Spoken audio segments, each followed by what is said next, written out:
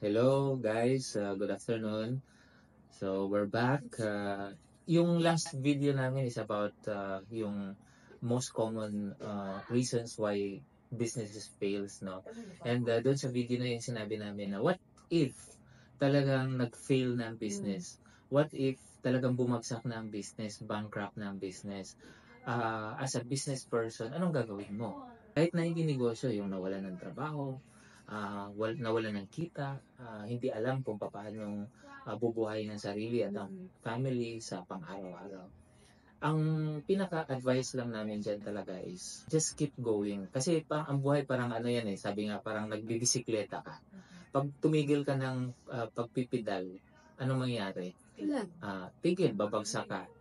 And naniniwala din kami na yung mga trials na ganun sa buhay, parang storm lang yan na dumaan sa atin na after some time, aalis din. Uh, After the storm, di ba, comes sunlight.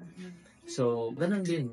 Ang tanggapin mo na nasa ganun kang situation, embrace mo yung sitwasyon mo, magiging happy ka, go with the flow. Ang pinaka-importanting character na dapat meron ka, dapat hindi nawawala yung kumpiyansa mo sa sarili. Yung self-confidence. Na kahit na walang-wala ka na, hindi mo ipaparamdam or ipapakita sa iba na gano'n na ang situation mo. Because at the end of the day, yung ibang tao, wala nang talaga magagawa sa iyo Hindi ka naman matutulungan. When they learn about your situation o wala ka ng pera, hindi ka naman bibigyan ng pera. May kasabihan nga tayo na when you're happy, the world will be happy with you. But when you cry, you will cry alone. Kaya pag nasa ganun kang situation, just keep going kung ano yung dapat na gawin. Keep moving forward. Kung wala ka ng trabaho, hanap ka ng trabaho, hanap ka ng pagkakitaan. You go online, surf sa net, hanap ka ng home-based business or work hanggang sa makakita ka. Kung nasa negosyo ka naman, nang mawala yun, if you still can manage yourself to get back to work, maging empleyado ka muna, and then saka ka maghanap ng opportunity naman ulit na makabalik sa negosyo. Somehow. Tsaka yung huwag mo sasabihin yung sinasabi ng ibang tao sa'yo. Di ba yung mga negative?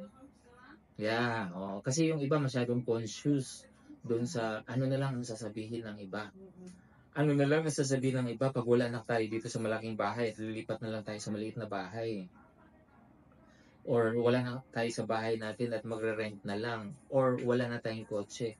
Wala namang pakialam ng ibang tao sa iyo Ikaw lang naman talaga ang makakatulong sa sarili mo.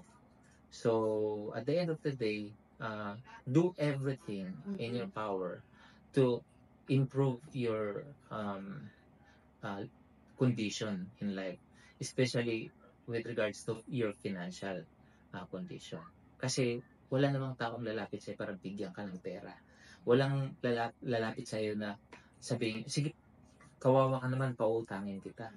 Kapag ka nasa ganung sitwasyon ka ng buhay, bankrupt, all the more na walang magpapautang sa'yo. Wala talaga. Okay? At pag nalaman pa ng ibang mga friends mo yan, mas lalong kukunti yung mga friends mo. At iiwanan or iiwasan ka pa kasi natatakot na baka utangan mo sila. So, why the heck of telling the world about your situation? Why don't you just keep it to yourself? If you have a family whom you can truly trust, or a friend, a best friend whom you can really trust, if you really need to unload some pains inside, then do it with your spouse or with your best friend na alam mong hindi ka ibibetray, hindi ipagsasabi sa iba yung sinasabi mo. So again, be graceful doon sa pag-handle ng life mo in those storming period of your life. Yung grace mo dapat nandun pa rin, yung positive aura nandun pa rin. Remember that when you keep thinking of negative things, kasi negative na lang nangyari, all the more that you will be failure in life. But despite all the negativity that happens in your life, if you kept on believing in yourself and thinking all positive things to come out of all of what happened in your life, then all positive things will eventually really happen in your life. Okay, so thank you guys for staying with us and for listening. Have a nice day.